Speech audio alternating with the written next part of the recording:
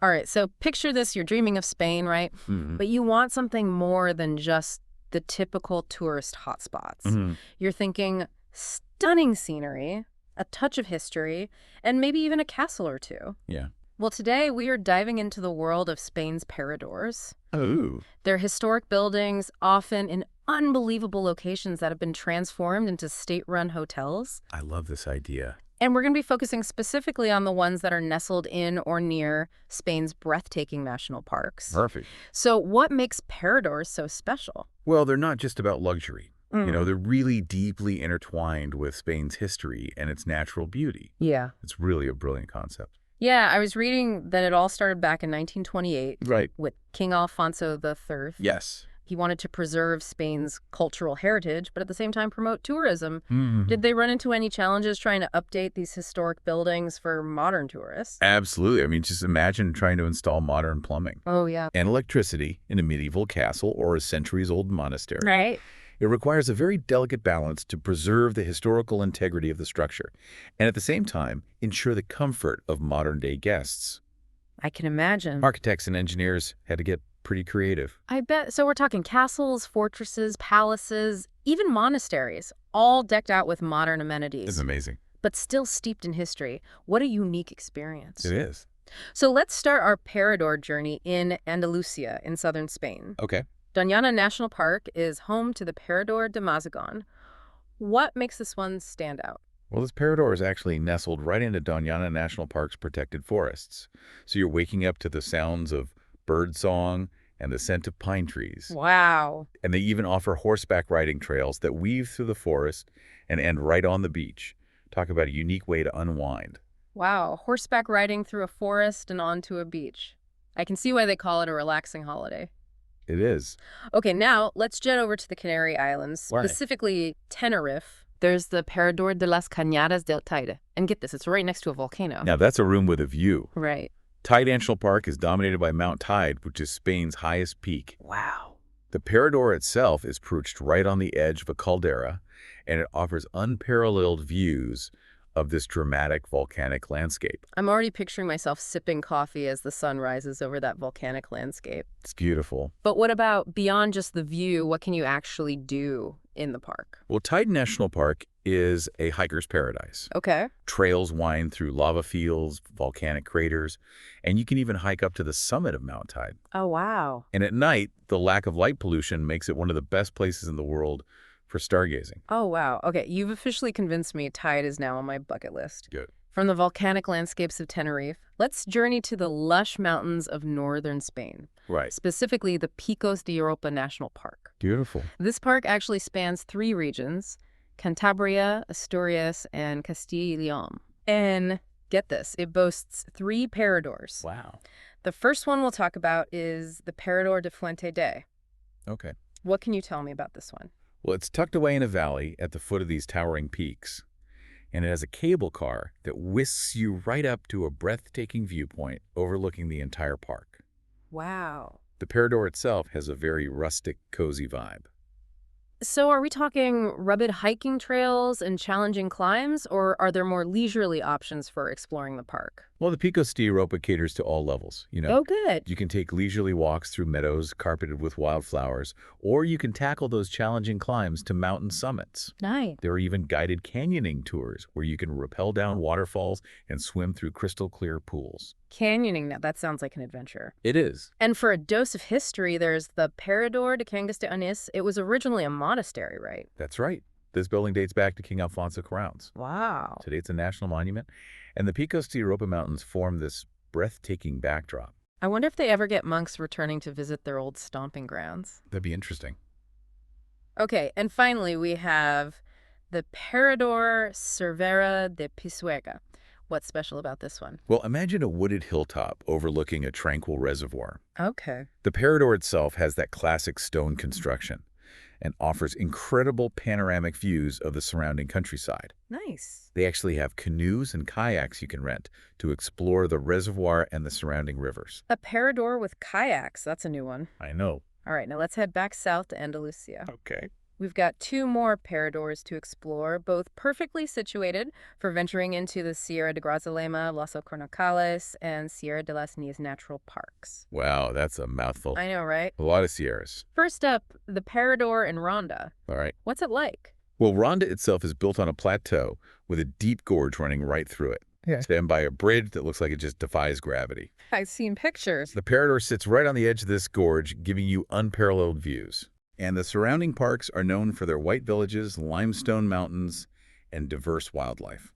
Those views from the gorge do sound incredible, but I'm imagining it gets pretty crowded with tourists. Is there a less busy time of year to visit? Yeah, you're right. Ronda can get crowded, especially during peak season. Yeah. Spring and fall tend to be a bit quieter while still offering pleasant weather. Good to know. And the other Parador in the area is the Parador de Arcos de la Frontera. Yes. How does this one compare? Well, this Parador is perched on a cliff top high above the plains, Okay. offering panoramic views, especially stunning at sunset. Ooh. While it's a great stopover point if you're traveling through the region, Arcos de la Frontera itself is a charming town with narrow cobblestone streets and whitewashed houses. So you can enjoy both the tranquility of the Parador and the lively atmosphere of the town. Sounds like the best of both worlds. Absolutely. Now we're moving on to the Sierra de Gredos Natural Park, Okay. which spans Extremadura, Castile y León. Mm-hmm. Tell me about the Parador in Gredos. This one is all about cozy charm. Okay. It's a stone building dating back to 1928, nestled among pine forests at the foot of the Sierra de Gredos. Okay, I'm sold. They have a library with a huge fireplace and a terrace overlooking the gardens. Do they have anything specific that ties the Parador to the natural park itself? Well, they offer guided nature walks through the Sierra de Gredos where you can learn about the local flora and fauna. Nice. They even have a partnership with a local falconry school, so you can try your hand at falconry with experienced trainers. Wow, falconry, that's incredible. All right, for our final Parador in Andalusia, we're heading to the Sierra de Cazorla Natural Park. What's the vibe like here?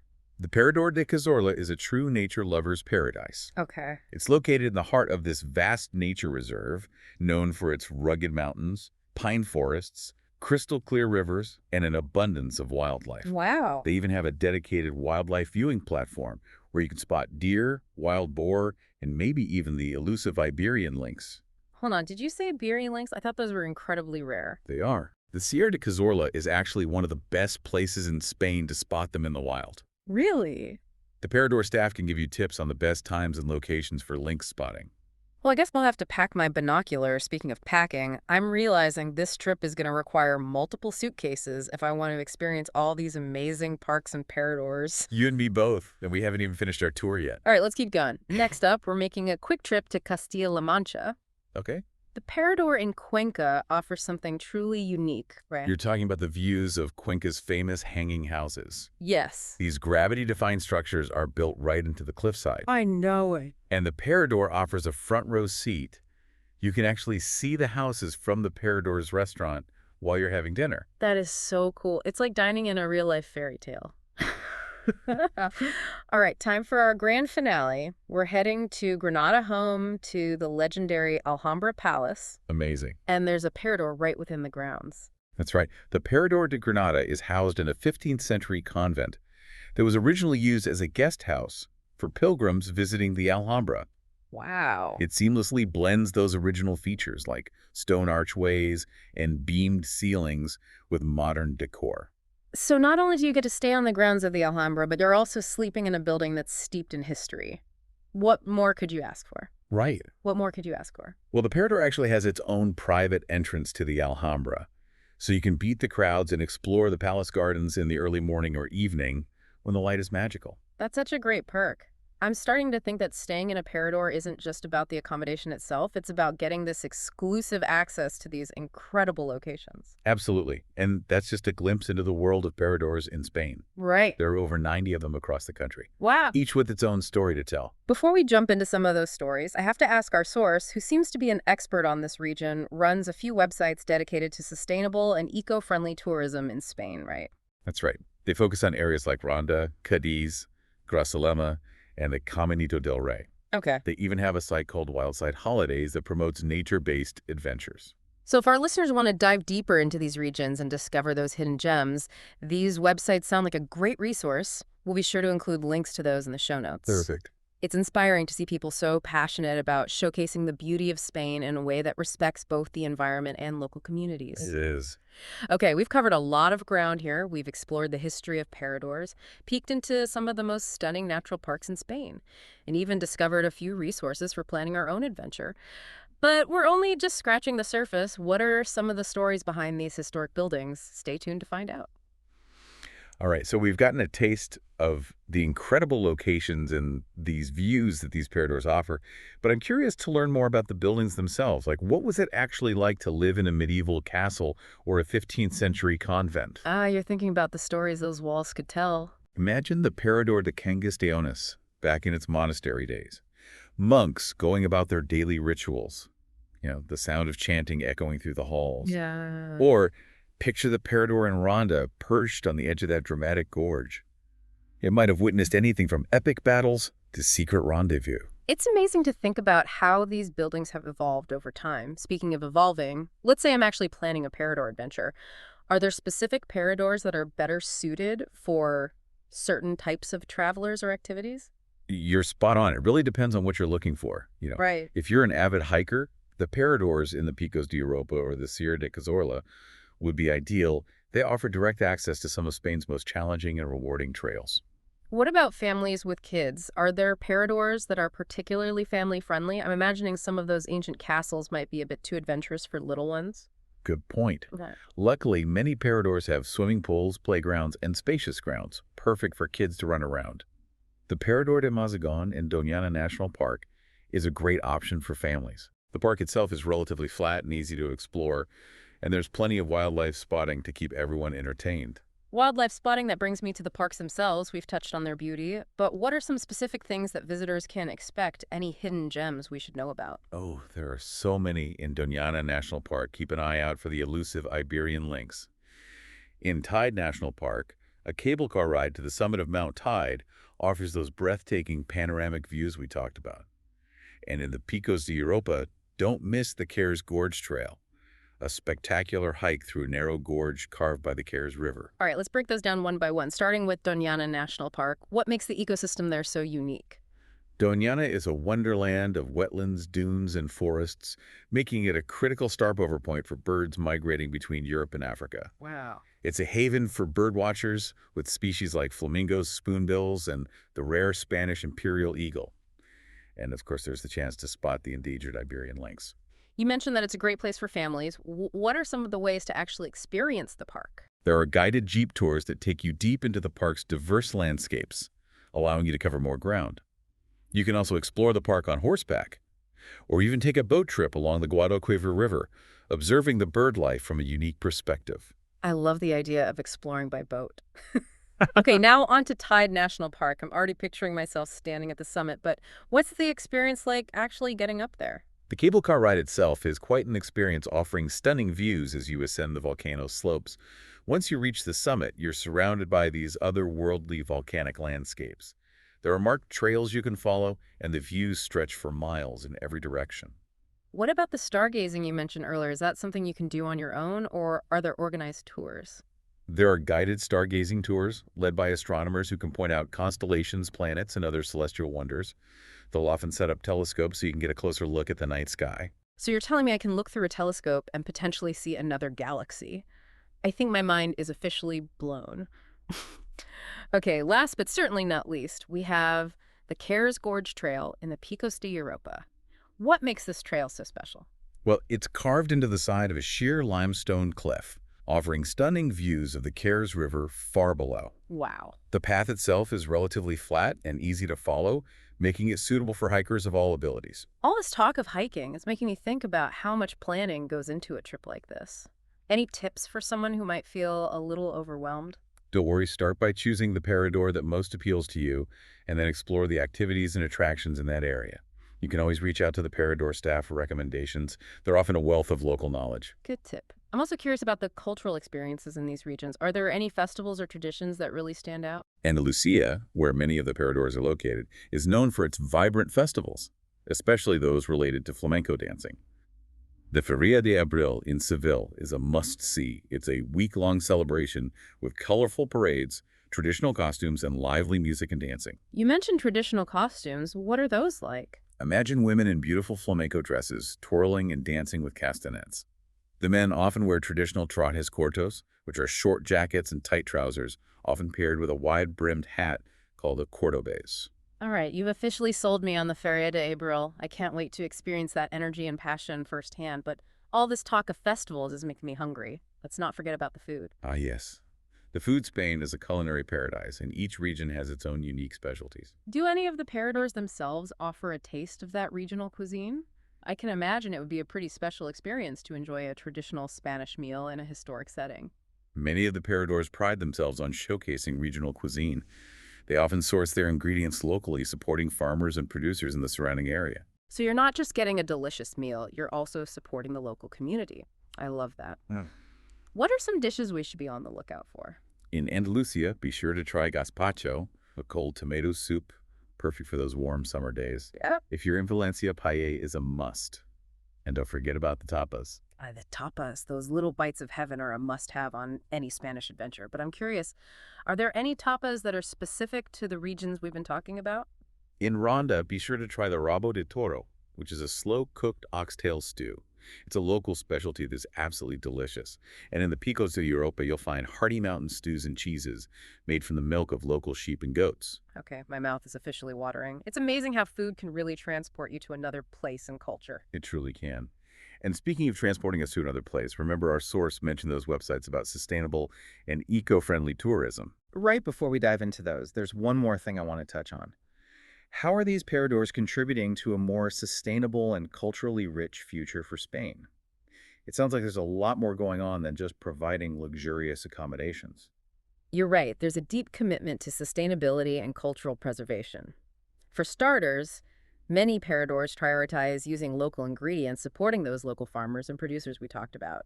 They're also implementing eco-friendly practices like energy conservation and waste reduction. It's inspiring to see how they're weaving sustainability into every aspect of their operations. What about the cultural preservation piece? How are they ensuring that these historical buildings remain for future generations to enjoy? They're incredibly dedicated to restoring and maintaining these historic buildings, employing skilled artisans and using traditional techniques. It's a way of keeping those craft traditions alive while ensuring that these buildings don't just become relics of the past. I'm seeing a theme here. It seems like the Paradors are really committed to creating a positive impact, not just for their guests, but for the environment and the local communities as well. Exactly. It's a reminder that travel can be a force for good when it's done thoughtfully and with respect for the places and people we visit. Speaking of traveling thoughtfully, let's loop back to those websites our source mentioned. What kind of information can our listeners find there? Well, they focus on specific regions of Spain, like Ronda Cadiz Grazalema and the Caminito del Rey. Oh, I love that area. These areas are known for their stunning natural beauty and rich cultural heritage, but they're often overlooked by tourists who stick to the major cities.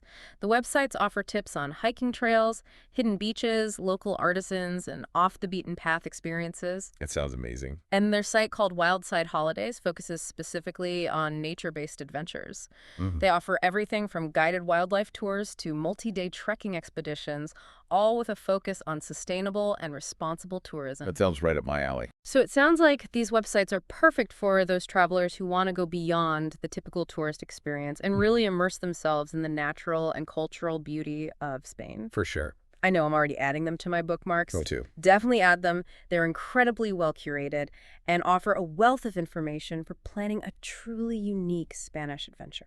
Absolutely. Okay.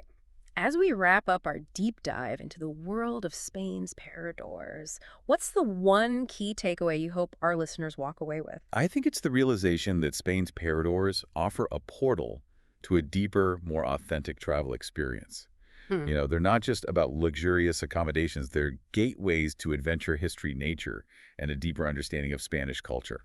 I love that a portal to a deeper travel experience. It's not just about checking items off a bucket list. It's about slowing down, savoring the moment, and creating memories that will last a lifetime. Exactly. And remember, this is just a starting point. Right. Each Parador in each park has its own unique rhythm, its own hidden stories waiting to be uncovered. So what are you waiting for? Do your research. Choose the Parador in the park that speaks to your soul and get ready to embark on your own Spanish adventure.